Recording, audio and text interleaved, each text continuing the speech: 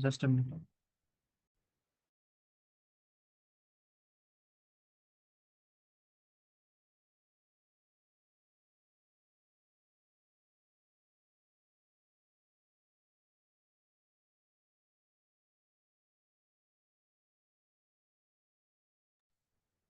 Okay,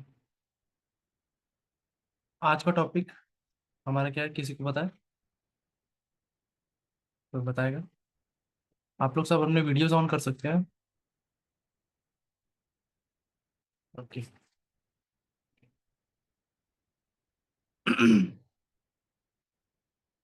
okay, किसी को भी नहीं पता।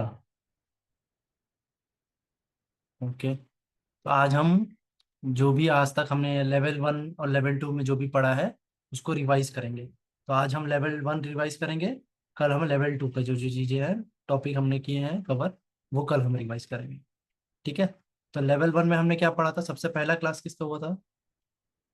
सबसे पहली क्लास में हमने ई गुरुकुल के बारे में जाना था, याद है आप लोग को? है ना? ई गुरुकुल क्या है, कोई बताएगा? ई गुरुकुल से हमने क्या समझा था, जो भी आपको मालूम। ओके, तन्मय बताओ। सर लाइक इलेक्ट्रॉनिक गुरुकुल, जैसे आप ब्रिटिशर्स ने गुरुकुल डिस्ट्रॉय कर दिया, तो ये एक नया आया है ई गुरुकुल, ताकि आपको ऑनलाइन ही सब कुछ पढ़ाया जाए, जैसे गीता के बारे में, संस्कार के बारे में। करेक्ट। ठीक है, वेरी नाइस। हरे कृष्ण सर। हरे कृष्ण। ठीक है, तो जैसे कि तन्मय ने बताया, बिल्कुल सही। है ना? तो पुराने जमाने में क्या हुआ करता था, ई गुरुकुल हुआ करता था, जहाँ पे हम आश्रमों में जाके अपने गुरु से हम ज्ञान लेते थे। और वो ज्ञान किसके ऊपर बेस होता था? हमारे शास्त्रों के ऊपर। है ना? जो हमारे वेद हैं, ये सब शास्त्र हैं, इनके ऊपर बेस था हमारा जो एजुकेशन सिस्टम था। है ना? तो उस टाइम पे ऐसा था। है ना? और जो गुरुकुल सिस्टम है, उसमें दो तरह की स्टडीज होती थी, एक बेसिक होता था, एक एडवांस होता था। है ना? तो बेसिक में जो नॉर्मल डेली लाइफ में हमको जो भी चीजें चाहिए वो हम सीखते थे। एडवांस में हम जो आपकी क्वालिटीज को देखते हुए गुरु आपको शिक्षा देते थे। ठीक है। तो एक बार हम पूरा स्लाइड्स को एक बार देख लेते हैं। ओके।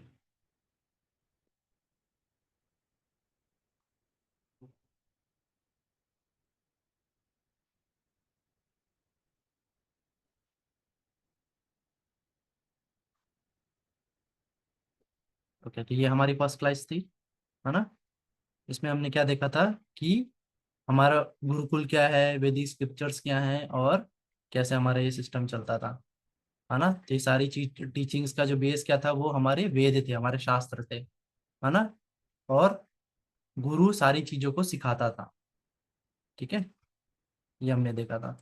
फिर हमने क्या देखा था, गुरु इंश्योर करता था कि सारे लोग वेल ट्रेंड हो और ऑलराउंडर रहे। है ना?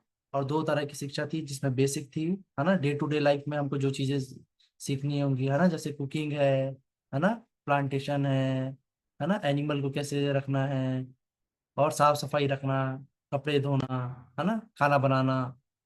ठीक है, तो ये सारी चीजें जो डेली आइटम जो हमको लगते हैं, जरूरत है, वो सारी चीजें सिखाई जाती थी। और एडवांस जो जो कि हमारा इंटरेस्ट देखता था गुरु, कि हम किस चीज में बहुत अच्छे से कर सकते हैं। है ना? तो जैसे शस्त्र विद्या है, म्यूजिक है ना, डांस है, आयुर्वेद है, चिकित्सा है ना, तो ये देखते हुए फिर एडवांस नॉलेज हमको गुरु देता था सारी चीजों के बारे में। है ना? तो पहले के जमाने में लड़कियां लड़के सब जाते थे। है ना? तो गुरुकुल सिस्टम अच्छा था। है ना? तो गुरुकुल को किसने खत्म किया? जैसा कि बताया, पहले मुगल्स ने, फिर बाद में ब्रिटिशर्स ने। है ना? क्योंकि हमारा जो एजुकेशन सिस्टम था, ये सब कुछ हमारे बेस था सारी चीजों का। है ना? तो इस बेस को डिस्ट्रॉय करने के लिए सबसे पहले मुगल्स ने खत्म किया, मेजर। है ना? और जब जो छोटे छोटे कुछ कुछ रह भी गए, तो बाद में ब्रिटिशर्स आए, उनने पूरे तरीके से हमारा एजुकेशन सिस्टम ही बदल दिया। है ना? ज्यादा से ज्यादा जॉब ओरिएंटेड और पैसे के ओरिएंटेड बना दिया। है ना? तो जैसे कि नालंदा परिसर है, आप जानते हैं, नालंदा जो है ना, नालंदा यूनिवर्सिटी हुआ करती थी हमारे जगह। ठीक है, तो उसको डिस्ट्रॉय किया मुगल्स ने। है ना? फिर हमने समझा था कि शास्त्र कौन कौन से होते हैं। है ना? तो ये जो शास्त्र में जो नॉलेज था, ये गुरु से धीरे धीरे करके सब तरफ नीचे आते जा रहा था। तो पहले के जमाने के लोग कैसे हुआ करते थे, उनका ब्रेन बहुत अच्छा हुआ करता था, है ना, उनको एक बार बताते थे तो वो याद रह जाता था, है ना। तो फिर कलयुग में वेद व्यास जी ने सोचा कि कलयुग में आने वाले जो मनुष्य होंगे उनका ब्रेन इतना शार्प नहीं होगा, है ना। तो उन्होंने क्या किया, सारे वेदों को कंपाइल किया, है ना, 5,000 वर्ष। वेदों की तो लाइफ, है ना, इटरनल है, पर ये जो है जिसको कंपाइल करके बुक्स के फॉर्म में कब लिखा गया, 5,000 वर्ष पूर्व, है ना। वेद व्यास जी ने सारी चीजों को कंपाइल किया, है ना। तो वेदों में 4 वेद हैं। उपनिषद कितने, कोई बताएगा? उपनिषद, पुराण, किसी को याद है? नहीं? ओके, देखते हैं।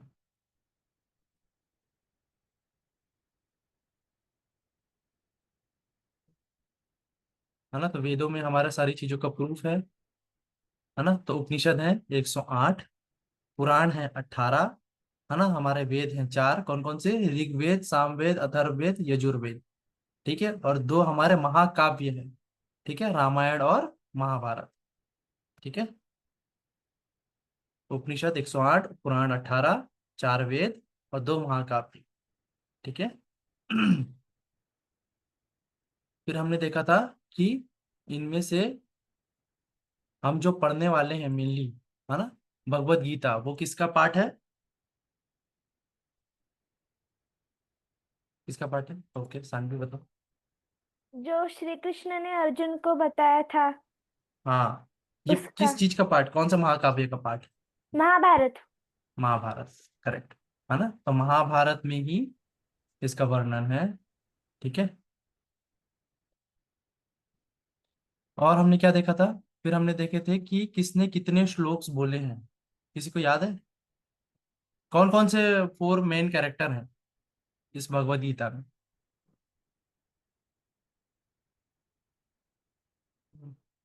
दृशा बताओ। Sir, can you repeat the question? हाँ, मैंने बोला कि भगवत गीता हम जो पढ़ते हैं इसमें 4 मेन कैरेक्टर हैं, है ना। हमेशा बुक में भी आता है कि ये उवाच, है ना, कोई और उवाच, ऐसा ना आता है। तो 4 मेन कौन कौन से हैं जिनने श्लोक्स बोले हैं भगवत गीता में? कृष्णा, करेक्ट। कृष्ण भगवान और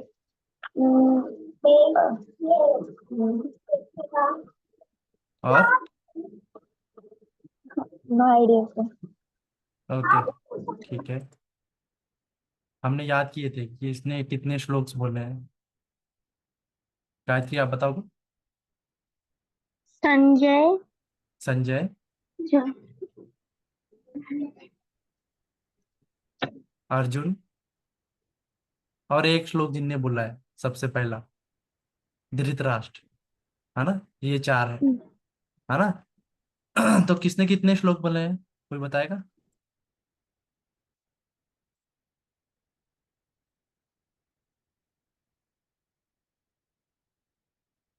ओके, सानवी बताओ।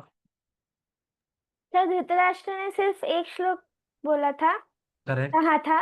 हाँ, अर्जुन ने 84, 84, 84, 84। करेक्ट। हाँ, अर्जुन, संजय ने कहा, संजय ने कितने कहा थे? याद संजय नहीं ने है मुझे, थोड़े संजय ने याद नहीं है मुझे। 41। 41, हाँ, 41। हाँ, और और कृष्णा, भगवान ने? हाँ, कृष्ण जी ने कहते, उन्होंने तो बहुत सारे कहते, 100, एक, नहीं, अच्छा, एक, टोटल कितने हैं? टोटल याद नहीं आ रहा सर। टोटल है 700। हाँ, 700। 700 है, जिसमें से 574 बोले हैं कृष्ण भगवान ने। हाँ हाँ, याद आया, याद ठीक है, आया। 574। एक हाँ। बोले हैं धृतराष्ट्र ने, 41, 4 याद रखिएगा, 4 कॉमन है सब। हम्म। ठीक है, तो 41 संजय, 84 अर्जुन, 574 भगवान कृष्ण। ठीक है। ओके, टोटल 700 श्लोक हैं, 18 चैप्टर्स हैं। ठीक है, अलग अलग चैप्टर्स में अलग अलग श्लोक हैं। ठीक है, फिर हमने क्या देखा था, हमारी पहली क्लास में तो यही देखा था हमने। ओके, कि महाभारत का युद्ध क्यों हुआ था, है ना, और अर्जुन लड़ना नहीं चाहते थे, है ना। उसके बाद हमने नेक्स्ट क्लास में क्या देखा था, नेक्स्ट क्लास जो हमारी सेकंड क्लास थी उसमें हमने ये देखा था कि बैटलफील्ड में सेना का निरीक्षण देखा था हमने, है ना। तो भगवान कृष्ण के पास कौन कौन जाते हैं, दुर्योधन और अर्जुन दोनों जाते हैं आर्मी के लिए, है ना, पूछने के लिए, है ना। तो अर्जुन किसको लेते हैं, कृष्ण भगवान को, है ना, और दुर्योधन जो है वो नारायणी सेना ले लेता है। ठीक है, और इस तरह से ये आर्मी फॉर्म होती है ना। तो 7 अक्षौणी सेना जो थी वो पांडवों की तरफ थी, 11 अक्षौणी सेना जो थी कौरवों की तरफ थी, ये हमने देखा था, है ना। फिर हमने श्लोक रिसाइट करना चालू किया था, है ना। तो सबसे पहला श्लोक सबको याद होगा, है ना, याद है। ओके, तो हम लोग साथ में रिसाइट करेंगे तो एक बार। ठीक है, तो आप लोग को सबको मैं अनम्यूट करता हूँ।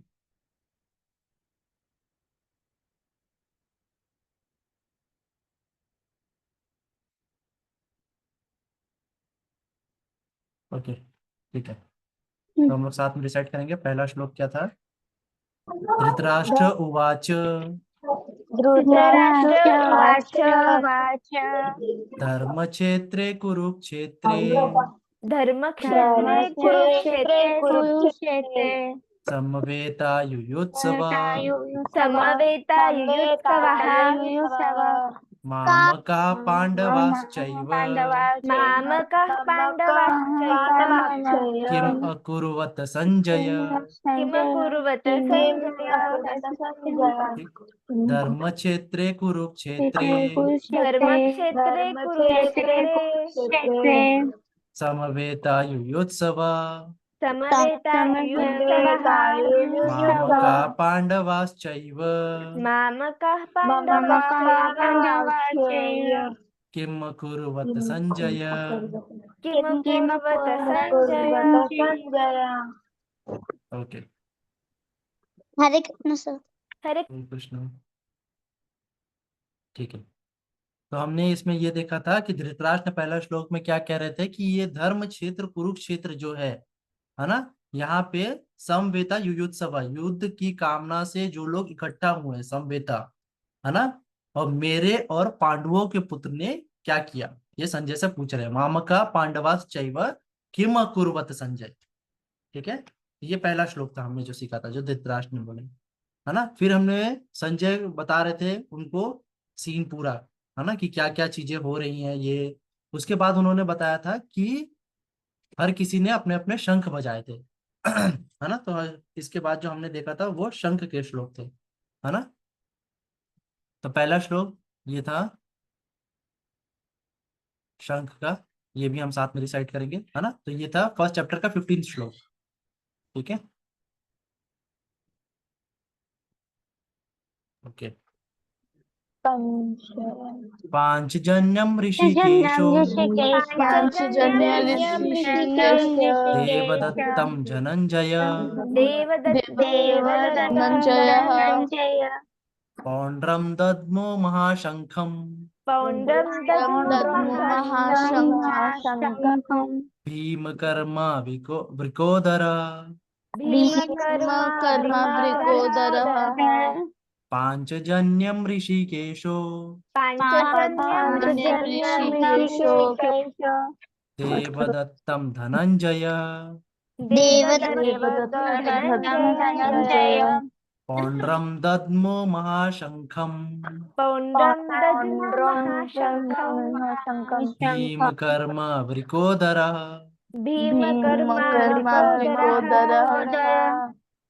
है ना, तो यहाँ हमने क्या देखा कि जो पहला शंख था वो पांचजन्य शंख भगवान भगवान कृष्ण ने बजाया, उनका नाम क्या बताया यहाँ पे, ऋषिकेश। ठीक है, फिर देवदत्त नाम का शंख धनंजय, है ना, अर्जुन ने बजाया, देवदत्त, है ना। पौंड्रम नाम का शंख भीम ने बजाया, है ना। ठीक है, जो महाशंख था बड़ा सा, वो भीम कर्म, है ना, वृकोदरा, है ना, जो बहुत खाते थे इसलिए उनका नाम वृकोदर भी था, है ना। तो भीम कर्म वृकोदरा जो थे उन्होंने पौंड्रम नाम का शंख बजाया। तो यहाँ 3 शंख का उल्लेख हुआ, ठीक है, पांचजन्यम, देवदत्य और पौंड्रम, ठीक है। फिर इसके बाद नेक्स्ट श्लोक में हमने देखा था 3 और श्लोक के बारे में, है ना। ओके, तो ये हम डिसाइड करेंगे।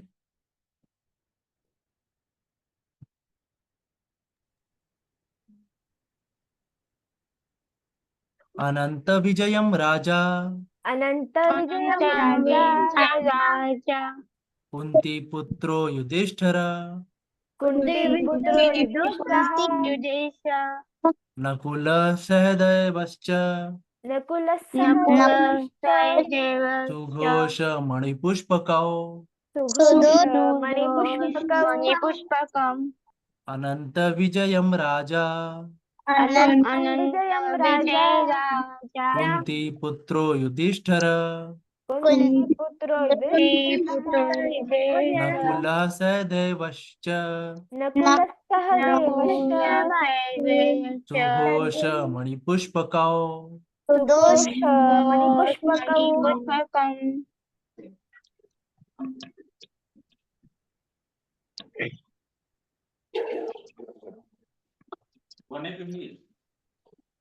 सर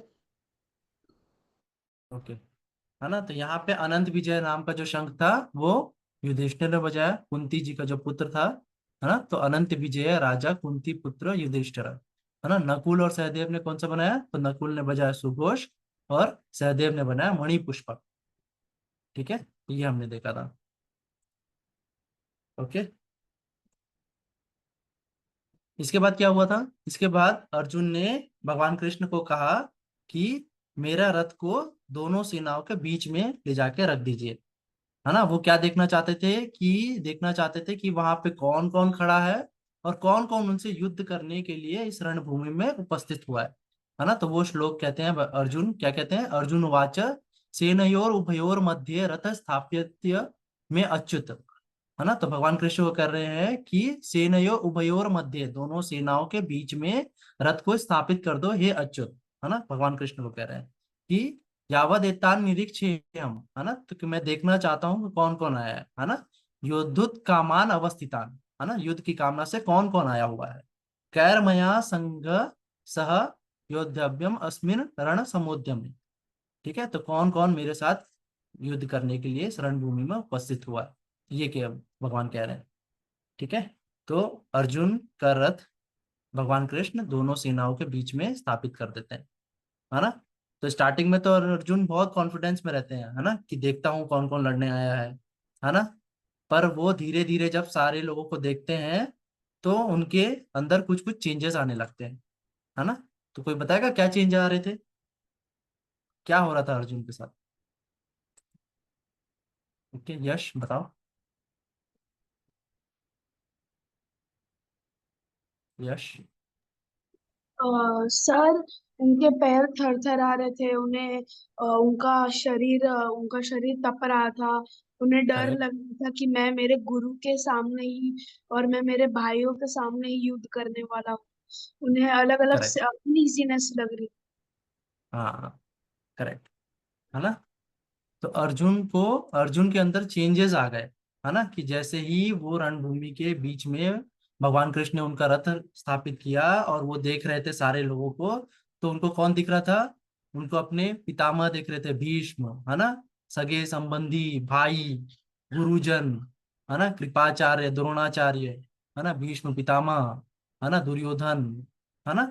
तो उनको सगे संबंधी सारे दिख रहे थे, तो उससे क्या हुआ, उनके अंदर अलग अलग फीलिंग्स आने लग गई, तो जो कि बताई गई है ना।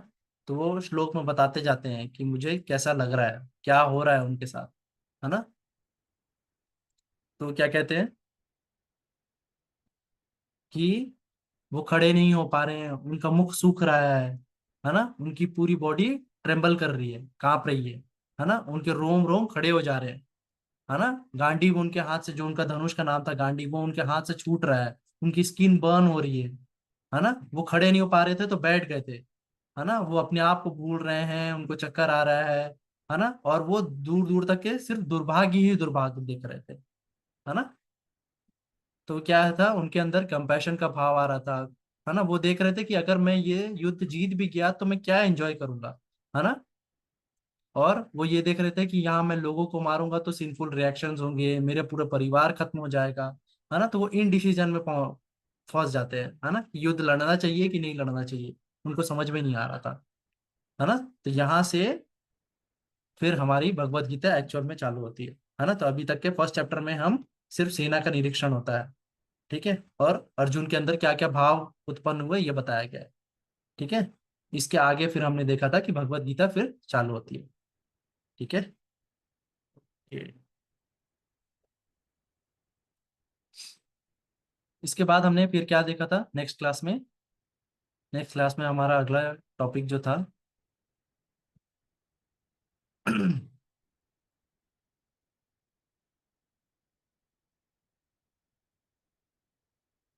वो था प्रकृति के 3 गुणों के बारे में।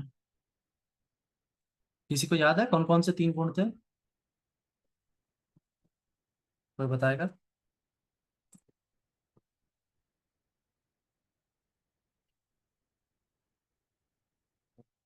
ओके, शीतोष्ण बताओ। सर सतोगुण रजोगुण और तमोगुण। करेक्ट, है ना। सतोगुण, रजोगुण और तमोगुण, इनमें से बेस्ट कौन सा है? सतोगुण। सतोगुण। ओके, ठीक है। तो अभी हम देखते हैं कि हमने इस क्लास में क्या देखा था।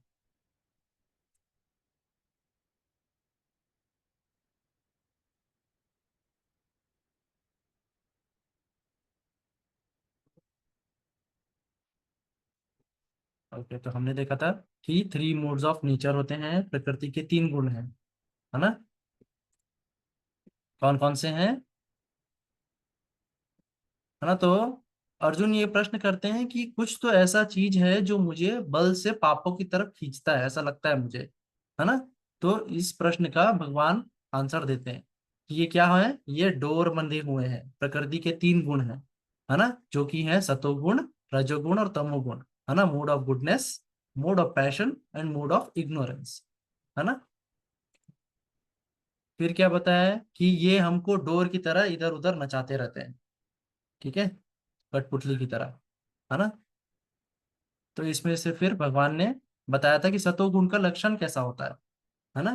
तो यहाँ पे भगवान ने क्या कहा था कि तत्र सत्वम निर्मलत्वात् प्रकाशम अनामयम सुख संगेन बदनाति ज्ञान संगेन चानग, है ना। तो यहाँ पे भगवान क्या कह रहे थे कि इन 3 गुण में जो सबसे बेस्ट है वो है सतोगुण, तत्र सत्मन सत्वम निर्मलत्वात्, है ना। और ये किससे डिराइव हुआ है? निर्मलता से, है ना, प्यूरिटी, क्लीनिनेस। इसलिए हम कहते हैं कि ये सारी चीजें हम रखेंगे तभी हम सतोगुण में रह पाएंगे, है ना। तो ये डिराइव किससे हुआ है? निर्मलता से, है ना, प्यूरिटी से, क्लीनिनेस से। और ये किस तरफ ले जाता है हमें? ये प्रकाश की तरफ और अनामय। अनामय का मतलब क्या होता है? अनामय का मतलब होता है कि पापों से दूर करता है ये हमें, है ना। और प्रकाश की तरफ, एनलाइटमेंट की तरफ ले जाता है ये। और हमें ये 2 चीजों से बांधता है ना। इससे हमारा आउटकम जो होगा वो 2 चीजें होंगी। वो क्या क्या है? सुख संगेन बदनाति ज्ञान संगेन चानक, ठीक है। तो इससे हमें 2 चीजें प्राप्त होगी, वो है सुख और ज्ञान, ठीक है। समझ में आया कि सत्वगुण जो है वो निर्मलता से मिलता है हमें, ये डिराइव हुआ है निर्मलता, प्यूरिटी एंड क्लीनलीनेस, जो कि हमको प्रकाश और अनामय, है ना। अनामय मतलब पापों से दूर करता है, प्रकाश एनलाइटनमेंट करता है ना। और 2 चीजों से हमें बांधता है, सुख और ज्ञान, ठीक है। तो इसी तरह से हम आगे के श्लोक में देखेंगे ये सतोगुण का लक्षण का हुआ, ठीक है, कि रजोगुण में क्या होता है, तमोगुण में क्या होता है। ओके, ठीक है। तो सतोगुण के लक्षण कैसे होंगे, उसके कैरेक्टरिस्टिक कैसे होंगे? पॉजिटिव रहेगा, बैलेंस रहेगा, असर्टिव रहेगा, हार्मनी, सबसे प्रेम करेगा, क्लैरिटी रहेंगे थॉट्स में, और पीस, शांत रहेगा, है ना। ये सब हमने देखा था। ओके, फिर रजोगुण का व्यक्ति कैसा होगा? तो रजोगुण के व्यक्ति के बारे में भगवान क्या कहते हैं कि रजो रागात्मकम विद्धि, हाँ, तृष्णा संगेन समुद्भवम तन्नि बदनाति कौन्तेय कर्म संगेन देहिना, ठीक है। तो ये जो रजोगुण है वो किससे उत्पन्न हुआ है? राग से, है ना। राग का मतलब होता है डिजायर, इच्छाएं। ठीक है। जैसे कि सतोगुण किससे डिराइव हुआ था? वो डिराइव हुआ था प्यूरिटी और क्लीनिनेस से। वैसे ही रजोगुण किससे डिराइव हुआ है? ये इच्छाओं से डिराइव हुआ है ना। और ये इच्छाएं किस तरफ लीड करती है? हमें तृष्णा की तरफ लीड करती है ना। कि तृष्णा संगेन समुद्भवम, है ना। एक के बाद एक इच्छाएं हमारी बढ़ती ही जाती हैं, है ना। कि एक इच्छा पूर्ण हुई, फिर हम क्या चाहेंगे कि और और मिल जाए, है ना। तो जैसे हमने एग्जांपल में देखा था कि आज मुझे साइकिल मिल गई तो मैं क्या चाहूंगा कि और अच्छी साइकिल मिल जाए, बाइक मिल जाए, बाइक आ गई तो कार मिल जाए, कार मिल जाए तो और बड़ी चीज मिल जाए, है ना। तो ऐसे हमारी ये जो हैंकरिंग है ये खत्म ही नहीं होती कभी भी, है ना। और ये हमें किस में बांधती है? तन निबध्नाति कौनते है कर्म संगेन देहिना। ये ऐसा है व्यक्ति जो रजोगुण में होगा वो पूरे टाइम कर्म ही करना चाहेगा, है ना। कुछ ना कुछ उसकी इच्छाएं को फुलफिल करने के लिए वो क्या करेगा? हर समय काम करता रह जाएगा, है ना। तो उसके अंदर कैसी कैसी कैरेक्टरिस्टिक्स होंगी? वर्कहोलिक होगा, है ना। ईगो होगा कि सब कुछ मैं कर रहा हूँ, सेल्फ सेंटर्ड, अपने बारे में ही सोचेगा, है ना। अपनी इच्छाओं अगर जब तक पूर्ति नहीं होगी उसके अंदर एंग्जाइटी रहेगी, है ना। अगर उसमें डिले होगा या नहीं पूरी होगी तो फ्रस्ट्रेट हो जाएगा, एजिटेशन होगा, गुस्सा, है ना। तो ये सब एक रजोगुण के लक्षण है। ठीक है। इसके बाद भगवान तमोगुण के बारे में भी बताते हैं, है ना। कि तमस्त्व अज्ञानजम विद्धि, है ना। कि ये किससे डिराइव हुआ है? अज्ञान से, फूलिशनेस, स्टुपिडिटी, इनसे ये डिराइव हुआ है। ठीक है। और ये कहाँ ले जाता है, किस तरफ लीड करता है? मोहनम सर्वदेही नाम। ठीक है। ये सारे लोगों को मोह में डाल देता है, bewildered, है ना, पागल जैसे घूमेंगे। ठीक है। और ये किससे बांधेगा? आपको आउटकम में क्या मिलेगा? प्रमाद, आलस्य, निद्रा, है ना। आप इनसे बंधोगे। ठीक है। तो प्रमाद, आलस्य, निद्रा भी तन्निबध्नाति भारत, भगवान कह रहे हैं कि अगर आप तमोगुण में रहोगे तो ये अज्ञान से पैदा हुआ है, ये आपको मोह में डालेगा और आपको प्रमाद, आलस्य, निद्रा इन सबसे बांध देगा। ठीक है। इसके लक्षण कैसे होंगे? कंफ्यूज, डिप्रेस, मैडनेस, नेगेटिविटी, डल, लेजी, है ना। तो ये सब हमने देखा था। ठीक है। तो हमें किस में रहना चाहिए हमेशा? सतोगुण में। और सतोगुण में रहने के लिए हमने कुछ चीजें देखी थी, है ना। कि हमको क्या क्या चीजें करनी है जिससे हम सतोगुण में रह पाए।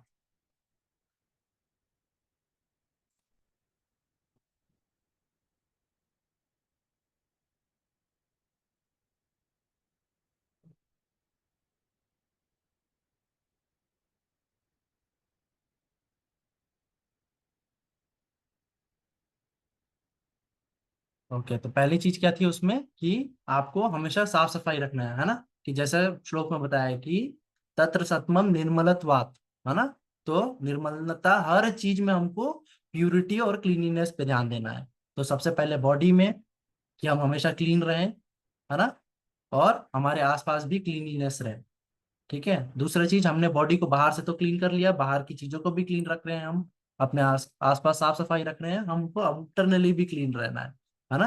तो उसके लिए हम क्या करेंगे? ध्यान, है ना। ध्यान से, मेडिटेशन से हम अपने माइंड को भी प्यूरिफाई कर सकते हैं। ठीक है। फिर हमने क्या देखा? हमारा इंटेलिजेंस, मन और बुद्धि, बुद्धि को हम कैसे क्लीन करेंगे? जब हम शास्त्र पढ़ेंगे कि शास्त्र में सही चीजें बताई गई हैं, कौन सा कार्य करना चाहिए, कौन सा नहीं करना चाहिए, तो हमारी बुद्धि भी प्योर रहेगी, है ना। हमारा मन इधर उधर नहीं भागेगा। ठीक है। फिर early to bed early to rise, हमने देखा था हमको कब उठना चाहिए? ब्रह्म मुहूर्त में, है ना। आपको क्लासेस हुई होंगी, उसमें बताया गया होगा क्या खाना चाहिए हमें? सात्विक आहार, है ना। सात्विक खाना खाना चाहिए। करेक्ट। और हमारा जो संघ है, हमारे जो आसपास में दोस्त हैं, है ना, जिनके साथ हम उठते बैठते हैं, वो भी हमको देखना चाहिए कि वो भी सतोगुण में रहें, अच्छे रहें, है ना। ऐसे लोगों का जिनसे हमारा दिमाग और खराब हो, है ना। तमोगुण के व्यक्ति, रजोगुण के व्यक्ति, इनसे हम दूर रहें। ठीक है। हमारा एसोसिएशन भी बहुत वर्क करता है ना। ओके। यहाँ तक समझ में है? ठीक है। इसके बाद हमने नेक्स्ट क्लास में क्या सीखा था? इसके बाद हमारी अगली क्लास हुई थी मेडिटेशन के बारे में।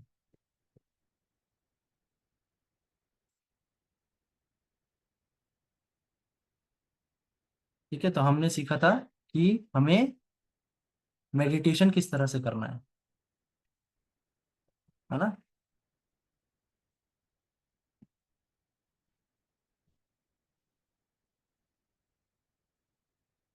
कि हमारे अंदर मन है और बुद्धि है ना। तो मन हमारा विचलित होता है ना। जैसे हम पढ़ाई करते समय हमारा मन करेगा कि थोड़ी देर खेल लूं, थोड़ी देर टीवी देख लूं, पर हमारा इंटेलिजेंस बुद्धि हमको कंट्रोल करके बताता है कि क्या सही है क्या गलत है ना। तो उसी तरह से हमको हमारे मन को काबू में रखना है ना। और मन को काबू में रखने के लिए हमको क्या करना है, हमको ध्यान करना है ना। योग, है ना। तो दो तरह से होता है, एक योगा होता है, एक योग होता है, हमने देखा था, है ना। तो योगा में क्या होता है, ये जो फिजिकल एक्सरसाइज हम करते हैं जो आपको संडे को भी होती होगी, है ना। तो ये सब जो है ये सब योगा है ना। योग क्या है, जिसमें हम भगवान के ऊपर ध्यान लगाते हैं, वो योग कहलाता है। हमारा कनेक्शन किससे होता है, आत्मा के परमात्मा के साथ, तो वो कहलाता है योग। ठीक है, ओके। तो मेडिटेशन जो है, जो दो तरह का होता है, एक्टिव मेडिटेशन और पैसिव मेडिटेशन, है ना। पैसिव मेडिटेशन में हम आंख बंद करके बैठते हैं, है ना, और परमात्मा में ध्यान लगाने की कोशिश करते हैं। पर इसका एक ड्रॉबैक क्या होता है कि हमें हमारी सेंसेस ऑल टाइम कुछ ना कुछ वर्किंग में नहीं रहती, तो क्या होता है, हमें नींद आ सकती है या हमारा ध्यान भटक सकता है ना। पर हम जब एक्टिव मेडिटेशन करेंगे तो इसमें ये सारी चीजें नहीं होती, है ना। तो इसमें हमको क्या करना है, हम मंत्र के साथ जप करते हैं, है ना। इसे हम कहते हैं एक्टिव मेडिटेशन, है ना। ठीक है, तो हम किसमें जप करते हैं, हम माला में जप करते हैं, है ना। तो माला के ऊपर हम एक्टिव मेडिटेशन करते हैं। हमने माला के बारे में देखा था, है ना। तो इस प्रकार से माला है ना। कितने बीट्स होते हैं इसमें,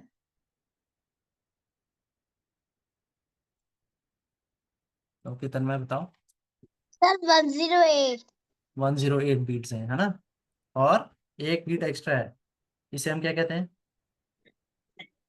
सर मेन बीट, जिसे हाँ cross. Main beat, principal beat या सुमेरु कहा जाता है, तो इसे या गुरु बीट, है ना। तो इसको हम लांघते नहीं है जब करते समय, है ना। Yes sir. ओके, तो जब में इसको माला को कैसे पकड़ना है, सबको आता है, सब कर रहे हैं जब,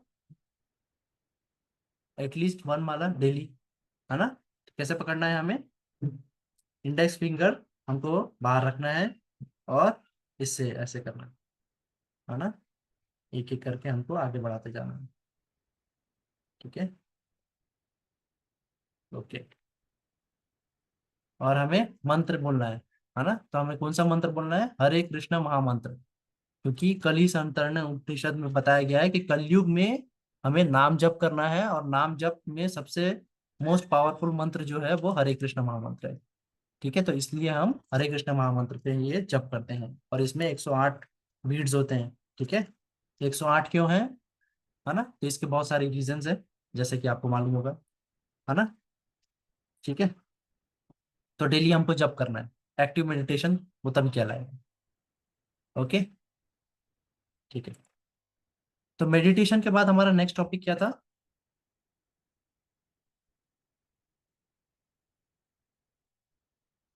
उसके बाद हमारा जो नेक्स्ट टॉपिक था वो था सोल का। हम क्या है, हम आत्मा है ना। हमारी आइडेंटिटी क्या है, आत्मा, है ना। तो हमने इसमें पूरा बहुत अच्छी बड़ी सी क्लास हुई थी, आप लोगों को आत्मा के बारे में समझ में आया था, है ना, कि कैसे हम समझते हैं कि हम आत्मा हैं। ठीक है, तो एक बार हम जल्दी से क्विक रिवाइज करते हैं कि हमने उस क्लास में क्या क्या चीजें देखी थी।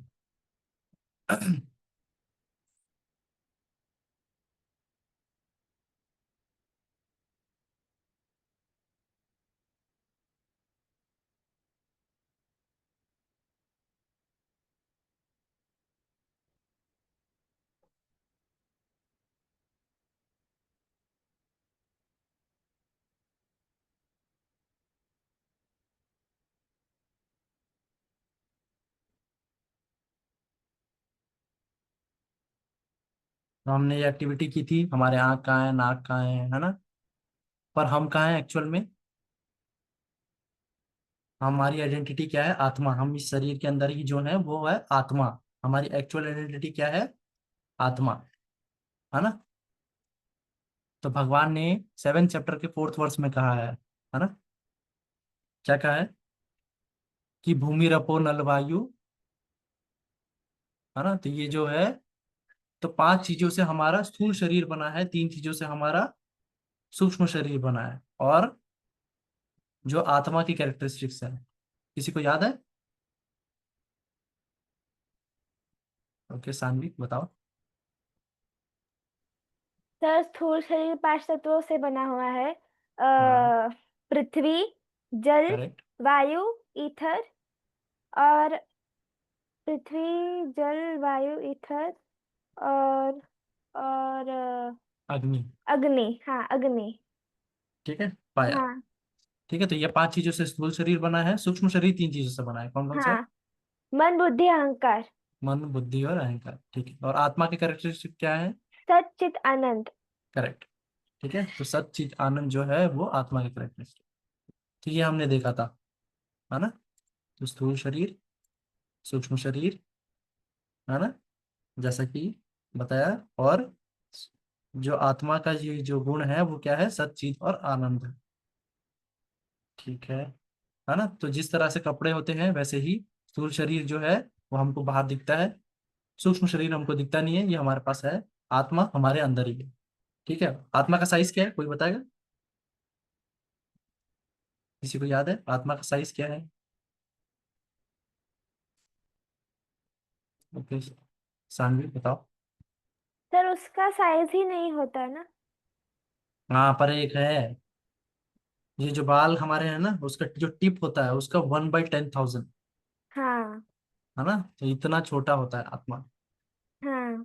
ठीक है, तो ये क्वेश्चन का आंसर क्या था, किसी को मालूम है? क्या है आप, ए है या बी है? मैं आत्मा हूं, मेरे पास शरीर है, या मैं शरीर हूं, मेरे पास आत्मा है? कौन कहता है, कौन बताएगा?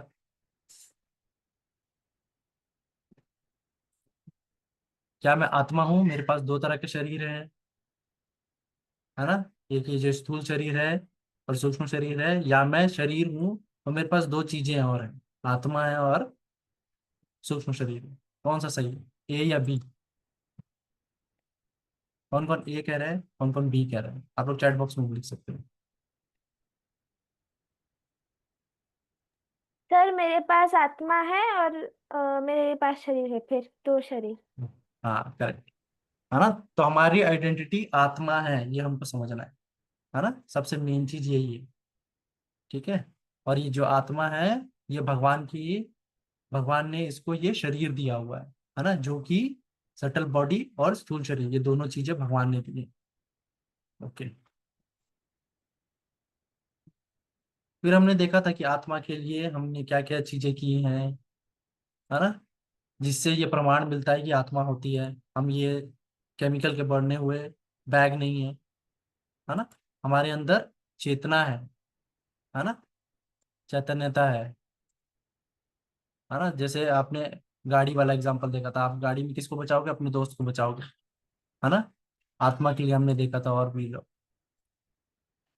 है ना, मृत्यु के बाद क्या होता है, आत्मा की यात्रा क्या है ना। हम बचपने से लेके अलग अलग शरीरों में जाते हैं, जिस तरह से कपड़े बदलते हैं हम, उसी प्रकार से ये आत्मा की यात्रा है, एक के बाद एक शरीर में ये जाते जाती है ना। शरीर कैसा भी हो, हमारे कर्म के हिसाब से हमको शरीर मिलता है।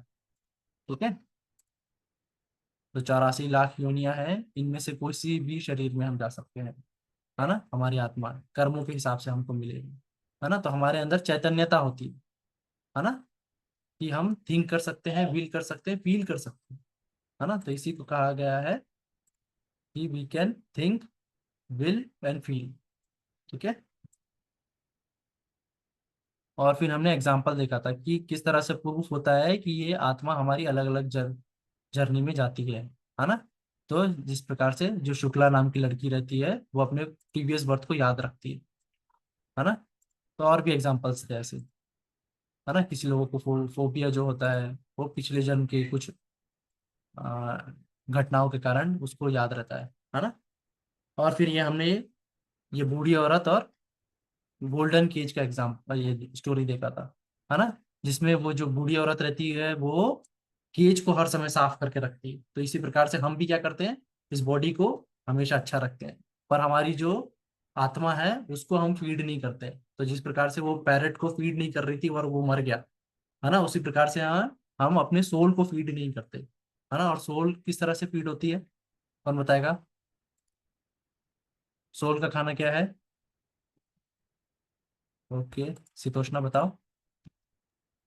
Sir meditation.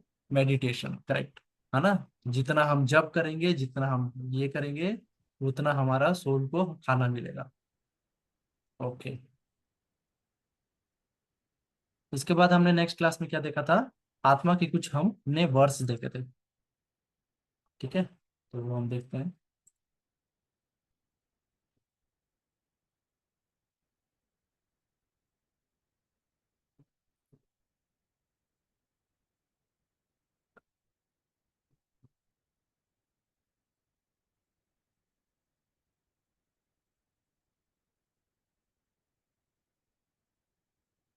ओके, है ना। तो यहाँ हमने जाना कि मैं क्या हूँ, आत्मा हूँ, और आत्मा के बारे में कुछ भगवान ने बताया था, है ना।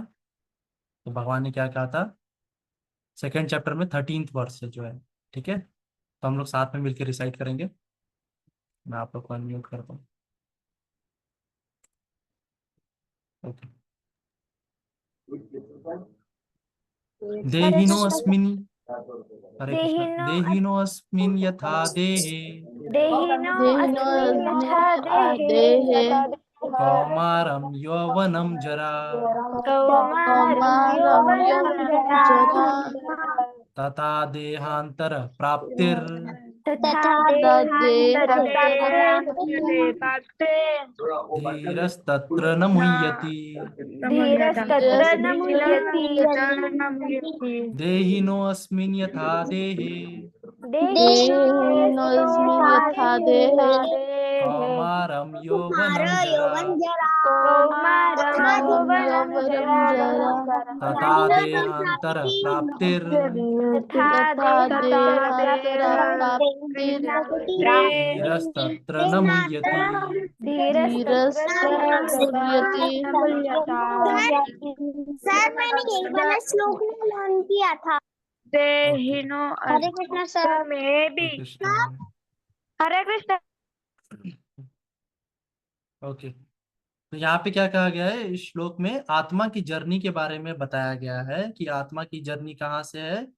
ये हम छोटे बच्चे होते हैं, है ना, और फिर हम बड़े हो जाते हैं, यौवनम, है ना, कौमारम यौवनम जरा, है ना, फिर हम बूढ़े हो जाते हैं, और तथा देहांतर प्राप्तिर, है ना, देहांत के बाद फिर हमें मृत्यु के बाद फिर से हमें ये नया शरीर मिलता है, देहांतर प्राप्तिर धीरज तत्र न मुह्यते। जो धीर व्यक्ति होगा ये इन सबसे मोहित नहीं होता है, उससे भ्रमित नहीं होता है, ये सबसे उसको पता है कि ये इस आत्मा की जर्नी है ना। जैसे हम कपड़े बदलते हैं वैसे ही आत्मा शरीर बदलती है, ठीक है। तो यहाँ पे भगवान ने ये कहा, है ना, धीरज तत्र न मुह्यते, ये आत्मा की यात्रा है, एक के बाद एक शरीर, ठीक है।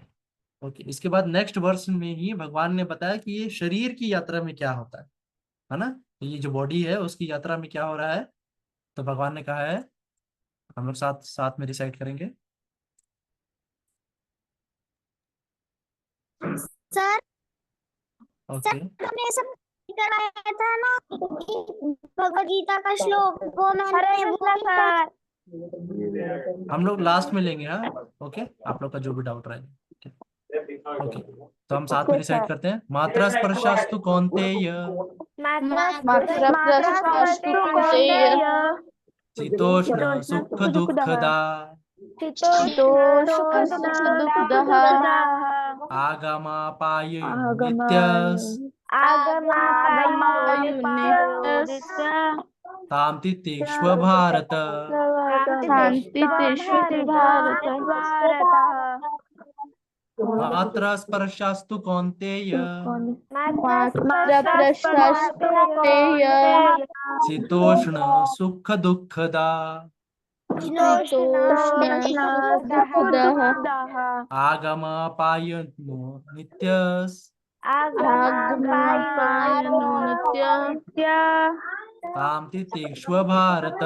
शान्तिस्तेषु भारत। तो पिछले श्लोक में हमने देखा था कि आत्मा की जर्नी क्या है? Excuse me sir. हाँ सर जो आपने इससे पहले करवाया था ना श्लोक, हाँ सर वो अभी मात्रा कौन सी? Excuse me sir. हाँ हाँ बोलो। सर जो आपने इससे पहले श्लोक करवाया था ना, हाँ वो मुझे लर्न है, सुनाऊं आपको? ओके, आप ना रिकॉर्डिंग बना के ना भेज देना, तो हम लोग को मिल जाता सर है। मैंने रिकॉर्ड करके भेज दिया है। भेज दिया है, हाँ, तो वो हमको ग्रुप में ना मैडम जो आपकी कोऑर्डिनेटर रहती है ना, वो हमको सब शेयर कर देती है। ठीक है, ओके सर। ओके। हरे कृष्णा सर। हरे कृष्ण। आप बाकी के भी श्लोक पर सीखो, ठीक है। Okay sir. ओके, तो इस श्लोक में, पहले श्लोक में हमने आत्मा की जर्नी के बारे में देखा था। इस श्लोक में ये क्या है, ये बॉडी की जर्नी के बारे में बताया है कि भगवान यहाँ पे क्या कर रहे हैं, आगमा पायो तो नित्य, है ना। तो पहली लाइन में क्या कहते हैं कि मात्रा स्पर्शस्तु कौन्तेय शीतोष्ण सुख दुखदा, है ना। तो ये जो सुख और दुख हमारे जीवन में आते हैं, ये गर्मी और ठंडी की तरह ही होते हैं, जिनको हमको सहना है जीवन की यात्रा में, है ना। जीवन की यात्रा में सुख और दुख आते जाएंगे, इनसे हमको विचलित नहीं होना है ना। कि सुख आ गया तो हम बहुत अच्छे से रहें, है ना, घमंडी हो जाए। दुख आ गया तो बिल्कुल डिप्रेस हो जाए, है ना, कि मैं इसी में फंसा रह जाऊंगा। तो हमें इनको टॉलरेट करना है, ताम तितिक्षु भारत कह रहे हैं भगवान, है ना, कि इन सबको सहना है हमको, इन सबको टॉलरेट करना है। ठीक है, यही श्लोक में बताया गया। ओके, तो इसमें इसके बाद हम आत्मा के बारे में देखते हैं, है ना। तो भगवान क्या कहते हैं, हम लोग सब साथ में बोलेंगे। नयनम नैनम चिंतांति नयनम शस्त्राणि नैनं छन्दन्ति शस्त्राणि नैनम दहति पावक नैनं दहति पावकम् न चैनम क्लेबदन्ति अपो नैनं क्लेदन्ति नाशोष्यति मारुतः न शोषयति मारुतः नैनम छिन्दन्ति शस्त्राणि नैनं छन्दन्ति शस्त्राणि नैनम दहति पावक नैनं दहति पावकम् न चैनम क्लेबदन्ति अपो न चैनं क्लेदन्ति अपो नाशोष्यति मारुतः। न शोषयति मारुतः। ओके, तो यहाँ पे क्या हो रहा है कि आत्मा के बारे में बताया गया है कि आत्मा को ना कोई शस्त्र से काटा जा सकता है ना। Can never be cut into pieces by any weapon, है ना। नैनम छिन्दन्ति शस्त्राणि, फिर क्या कह रहे हैं, नैनम दहति पावका, कोई भी आग इस आत्मा को नहीं जला सकती, है ना। कोई भी पानी, नैनम न चैनम क्लेबदंती अपो, है ना, कि पानी भी इसे डुबा भिगा या कुछ नहीं कर सकता, है ना। और फिर जो हवा है वो भी इसे सुखा नहीं सकती, can never tried by the wind. ठीक है, तो ना सोचती मारुता। ओके, फिर इसके बाद हम लोग सेकेंड चैप्टर का 40th वर्ष भी देखते हैं। इसमें क्या है, पहले हम साथ में रिसाइट करते हैं।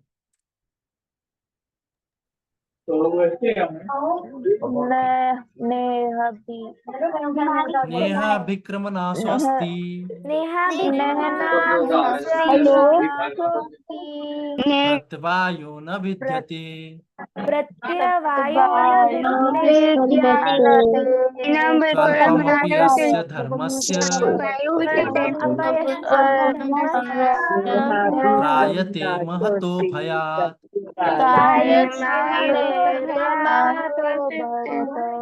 नेहा विक्रमना स्वस्ति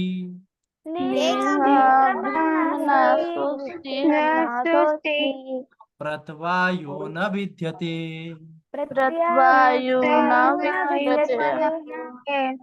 स्वल्पमपि अस्य धर्मस्य त्रायते महतो भयात्। त्रायते महतो बायतः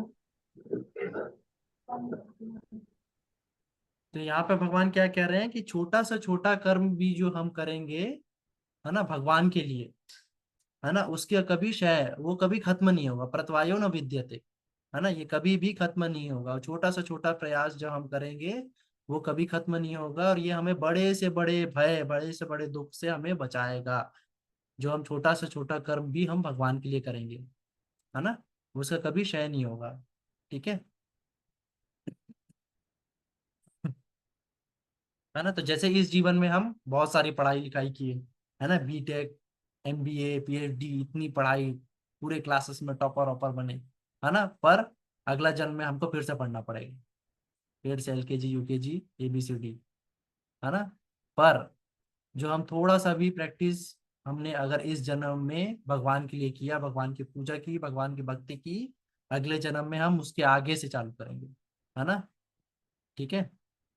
ओके, तो इसलिए हमको भगवान के लिए ज्यादा से ज्यादा प्रयास करना है, मेडिटेशन करना है, जप करना है, शास्त्रों का अध्ययन करना है। ठीक है। तो ये गारंटी दे रहे हैं भगवान कि ये हमेशा प्रिजर्व रहेगा, और ये हमें बड़े से बड़े दुख से, बड़े से बड़े भय से हमें, त्रायते महतो भयात, बड़े से बड़े भय से हमें बचाएगा। भगवान ये गारंटी दे रहे हैं, है ना। तो इसलिए हमें क्या करना है, हमें जप करना है, ध्यान करना है। ठीक है। ओके। तो ये जो टॉपिक थे, इतने टॉपिक हमारे लेवल 1 के थे, है ना। तो कल हम लेवल 2 के जो टॉपिक है ना, उसको हम रिवाइज करेंगे एक बार। ठीक है। तो अभी हम थोड़ी देर जप करते हैं, है ना, फिर हम डाउट लेंगे कि करके। ओके। तो 2 मिनट हम जप करते हैं। जय श्री कृष्ण चैतन्य प्रभु नित्यानंद श्री गुरु राधे श्रीवासादि गौर। हरे कृष्ण कृष्ण कृष्ण हरे हरे, हरे राम राम राम हरे हरे, हरे कृष्ण कृष्ण कृष्ण हरे राम राम हरे हरे, हरे कृष्ण कृष्ण कृष्ण हरे राम राम हरे हरे, हरे कृष्ण कृष्ण कृष्ण हरे राम राम हरे हरे, हरे कृष्ण कृष्ण कृष्ण हरे राम राम हरे हरे, हरे कृष्ण कृष्ण कृष्ण हरे राम राम हरे हरे, हरे कृष्ण कृष्ण कृष्ण हरे राम राम हरे हरे, हरे कृष्ण कृष्ण कृष्ण हरे राम राम हरे हरे, हरे कृष्ण कृष्ण कृष्ण हरे राम राम हरे हरे, हरे कृष्ण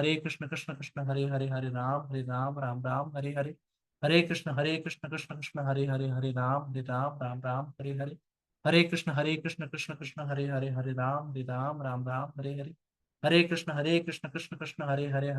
राम राम हरे हरे, हरे कृष्ण कृष्ण कृष्ण हरे राम राम हरे हरे, हरे कृष्ण कृष्ण कृष्ण हरे Ram Ram Hare Hare,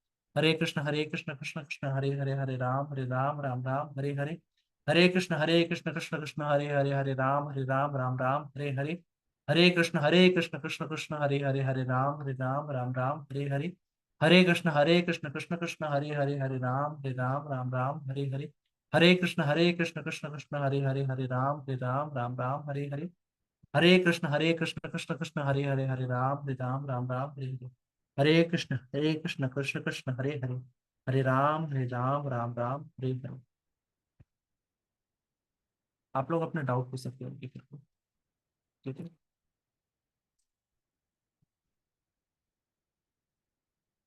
okay, Sanvi, sorry, Gargi.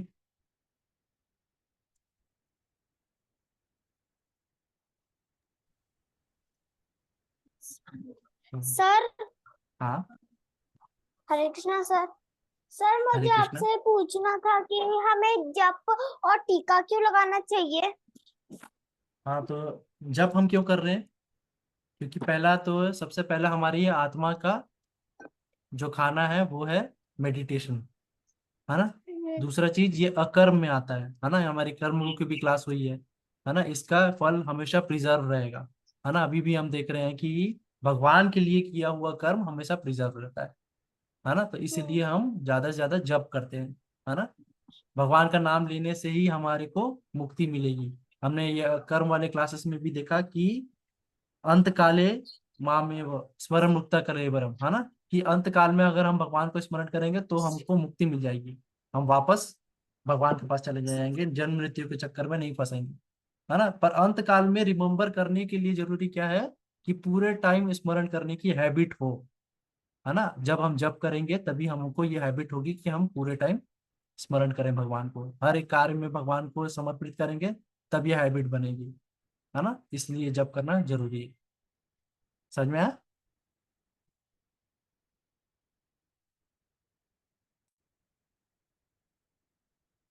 Okay, आपका शायद वीडियो पॉज हो गया। ओके, सानवी।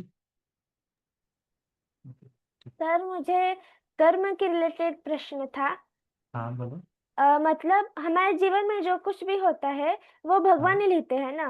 मतलब अभी हमारे जीवन में जो कुछ भी हो रहा है वो क्योंकि वो भगवान ने डिसाइड किया है कि ऐसा ऐसा होगा। तो फिर करेक्ट। जो कुछ भी हम बुरे काम करते हैं वो भी भगवान ही लिखते हैं क्या? कि मतलब ये बुरा हाँ काम ये करेगा, खुद ही लिखते देखो, हैं क्या? बुरे काम करने और नहीं करने का ये आपको फ्री विल है, ठीक है।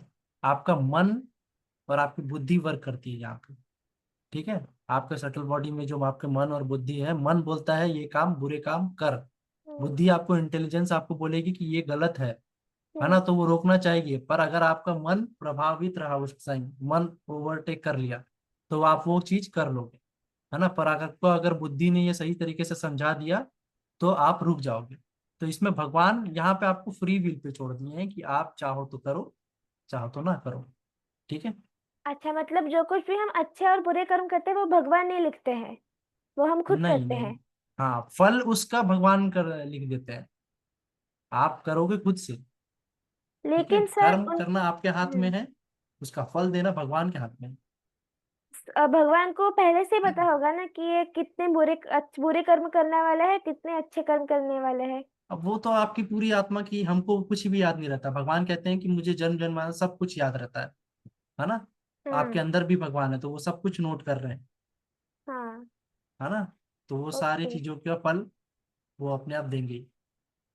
और सर जो इंद्र भगवान है ना, इंद्रदेव। हाँ हाँ। उनके बारे में मैंने ऐसा सुना था कि मतलब वो उनका स्वभाव जरा ऐसा अच्छा नहीं है। मतलब हाँ वो इतने अच्छे नहीं है। तो हाँ भगवान मतलब भगवान ने उन्हें देवों का राजा क्यों बनाया फिर? देखो कि आपके जब कर्म इतने अच्छे हो जाते हैं ना, तो आप भी इंद्र बन सकते हैं, पता है। आप ब्रह्मा भी बन सकते हैं, है ना। हम आगे की क्लासेस में देखेंगे कि ये सब ना जीव तत्व के ही ऊपर जाते हैं, है ना। तो जो जितना अच्छा कर्म करते जाएगा, है ना, तो वो इंद्र भी बन सकता है ना। मतलब तो सर इंद्र भगवान का ऐसे बुरा स्वभाव नहीं है। स्वभाव देखो, स्वभाव बुरा और अच्छा सबका हो सकता है ना। तो इंद्र भगवान के भी अंदर अहंकार आ जाता है ना, हाँ। क्योंकि वो सटल बॉडी है तो अहंकार, एक ईगो जो है वो किसी के भी अंदर जाता है, ऋषि मुनियों के अंदर भी आता है ना। लेकिन तो सर वो तो वैसे ही भगवान है ना, भगवान के अंदर कैसे ईगो आ सकता है? भगवान नहीं, वो देव है ना। भगवान तो तो ऊपर, अच्छा, ये मतलब सब सब जीव तत्व पहले में ही देव आते हैं। आते हैं फिर भगवान आते हैं। ये देव आते हैं, भगवान तो एक ही है। हाँ, श्री कृष्ण। हाँ, हम हाँ। सब उस उन्हीं के अंश हैं बस, ठीक है। तो ओके ये ओके। जो ये सब जितनी भी है, ये हम आगे हाँ। क्लास में देखेंगे, ठीक है, और अच्छे ओके। से समझेंगे। धन्यवाद सर, हरे कृष्णा। हरे कृष्ण। ओके, और किसी का कोई डाउट है?